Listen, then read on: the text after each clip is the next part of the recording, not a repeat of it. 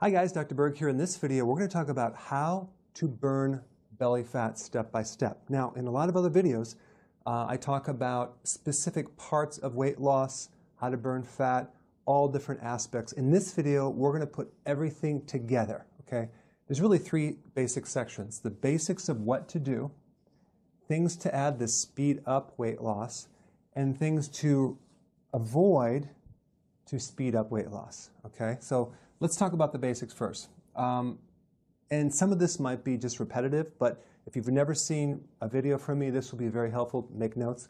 And I'll put videos down below for a lot of the summaries of other videos that you can get detailed information on each thing, because I've probably done videos on each separate item. Basics, 2 to 3 meals a day, okay? You can start with 3 meals, and then when you want to go to 2. You don't want to graze all day, because every time you eat, you spike this hormone that prevents weight loss called insulin, okay? So eating in general will stimulate that, so we want minimum 3 meals a day, or maximum 3 meals a day, minimum 2 meals a day. So some people go to 2, and I'll get more into that when we get into this next part right here, which is no snacking. So when you have 6 meals a day or 5 meals a day, and they're small and they're spread out, or you're snacking between meals, you're going to spike insulin. We don't want to do that. That's going to create a big problem for you. So removing the snacking is vital, very, very important. It's called intermittent fasting, okay? Now, right here, I suggest you start with 3 meals and then do that for a while, get into ketosis or fat burning, and then go to 2 meals if you can do it, unless you can't do it because you're working out hard and you need 3 meals a day. I would say it's 50-50. If you're sedentary, you can get by with 2 meals a day, and you will lose some serious weight in your midsection. Insulin is the hormone that is responsible for the midsection weight. So 3 meals, no snacking. Okay, as far as protein, 3 to 6 ounces based on your size, your stress level. You're going to need a little more protein. You don't want to go too much, because too much protein will stimulate insulin. Okay, 3 to 6 ounces per meal.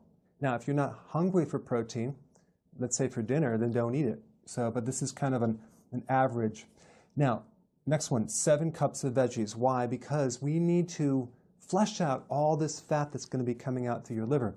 All the fat through the body has to go through the liver, and if you don't consume enough vegetables, you can end up with a fatty liver.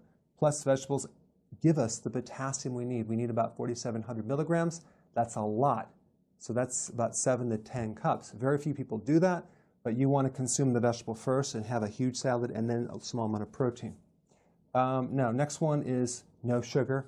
This is a given because sugar increases insulin, and also I'm talking about the hidden sugars, the breads, pasta, cereal, crackers, biscuits, waffles, pancakes, muffins, alcohol, okay? So we want to cut the sugar and refined carbs out. Next one, healthy fats. This is essential because when you consume fat at the end of the meal, that allows you to go to the next meal without being so hungry and craving and starving that your blood sugars crash. So this basically allows you to do 3 meals or 2 meals without being hungry, thereby not increasing insulin. Fat is one of the only things that does not increase insulin. It's neutral, so this is safe. If you're worried about calories, I put some links down below. Okay, these are the basics. Now, if we want to speed things up, we can add some MCTs to the diet. That's like in coconut oil, medium chain triglycerides. That will increase fat burning. Next one is potassium. Why? Because at the heart of weight loss, we want to avoid insulin. And so most people that can't lose weight have too much insulin. They have insulin resistance, so we want to fix that. Potassium is one of the ways to do that. You can consume all these vegetables or even take it in some supplement, potassium citrate, to actually heal the aberration or dysfunction of insulin. Next thing is apple cider vinegar. Why? Because the acid in apple cider vinegar, called acetic acid, does improve the output of insulin. It reduces insulin. It improves insulin resistance. It lowers your blood sugars. So it's very good for diabetics. And take this 1 in the morning, 1 teaspoon with a glass of water, and 1 before bed, or with your dinner if you have digestive issues. Very important. Chromium. Again, you can find a supplement with chromium to help your blood sugars. Chromium is a mineral that actually has been proven to help insulin. Again, keep it in check. B vitamins, another key thing, especially vitamin B1, for regulating insulin control and improving insulin resistance. Nutritional yeast is your go-to. Okay, next one is high-intensity interval training. If you add high-intensity full-body resistance training, you're going to spike growth hormone and you're going to speed up weight loss. The key is short bursts of high intensity, lots of rest. Okay. Again, I'll put some videos down below to get specifics on that, but this one is, this is the icing on the cake. Okay. Next one is more sleep. Adding more sleep. Why? Because growth hormone is triggered when you're sleeping, and that is the primary hormone that stimulates fat burning. So more sleep. So if you could just take a nap, sleep in longer, get an extra hour of sleep, that goes a long way. That's more important than high-intensity interval training. Sleep is the key, okay? Now, next one is recovery, making sure that if you are doing high-intensity interval training, that you're recovering after. You're not doing it every day. Some people need to do it every other day, some people every third day, some people once a week, depending on how you feel when you work out. If you're fairly broken down, then you're overtraining, okay? So recovery is essential if you're exercising. Now, let's take a look at what you need to remove.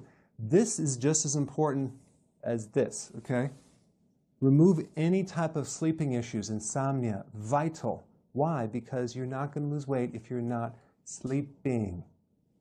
All right? I put a video down below of what to do if you're not sleeping. There's a lot of things you can do. It's mainly stress. Bloating. If you're bloating, let's say you're consuming too much kale or too much cruciferous vegetables that you're not used to consuming, and then you're bloating, that is going to slow down weight loss. So you're going to have to go back to the vegetables that you can digest and maybe even steam some until the bloating goes away. Also, people consume too many nuts. That can create bloating. Again, we want to eliminate anything that bloats you. Sometimes adding more apple cider vinegar or an acidifier for the stomach will help it, or even a bile salt. Purified bile salt. I'll put some links down below for bloating. Okay, menstrual cycle issues. If your cycle is 2 weeks out of the month, you're not going to lose weight because the high levels of estrogen. Estrogen blocks the thyroid. Estrogen creates fat on the hips and the thighs. And we need to handle this cycle so it's really smooth. Again, I put a link down below of what to do for that. This is kind of like a little bit of an assessment for you to see what areas you have problems with. Okay? Some of these don't apply. Okay, stress. Mainly, you want to get a list of all the people you know that stress you out and avoid them for a while. You want to avoid the news. You want to avoid stressful situations. You want to do certain activities. I recommend an acupressure for your body to pull stress out. You want to do everything you can do to enhance the reduction of stress because cortisol is triggered and cortisol will stop your weight loss. So I will put some links down below. All right, MSG, what is that? Monosodium glutamate. That's in a lot of foods. Start looking at the labels. It's in, oh my gosh, it's in even cottage cheese, unless it's organic. It's in all the fast food restaurants, I mean all their foods. It's in Chinese foods, but it's hidden as modified food starch, okay? Again, I'll put a video down there, very important. Restaurant foods. You don't know what you're getting. It's a crapshoot. There's so many things they put in that food that you have no idea. And primarily hidden sugars, MSG, to make it taste better. But inevitably, people go out to dinner way too much, and that is what's keeping them from losing weight. Not to mention, what do they bring you? They bring you bread, they bring you dessert, they bring you alcohol. Okay, so it's really difficult to do this when you're going to restaurants. Next one is avoid overtraining. If you're at a boot camp or you're working out too hard and you're not recovering and you're not sleeping, you're not going to lose weight. You're going to lose muscle mass. So this is very, very important, especially when you start out because you're not used to it. Last thing is constipation. I have people that don't even go, maybe they go once a week or once every 2 weeks. That is a serious constipation problem, and that is going to stop your weight loss. Again, I have a lot of videos on getting to the root cause of that. Okay, I'll put them down below. So I just kind of summarize all the things that you need to look at in order to lose your stomach. It's comprehensive. Now you have the video as a checklist. Go ahead and apply this and put your comments below. Thanks so much for watching.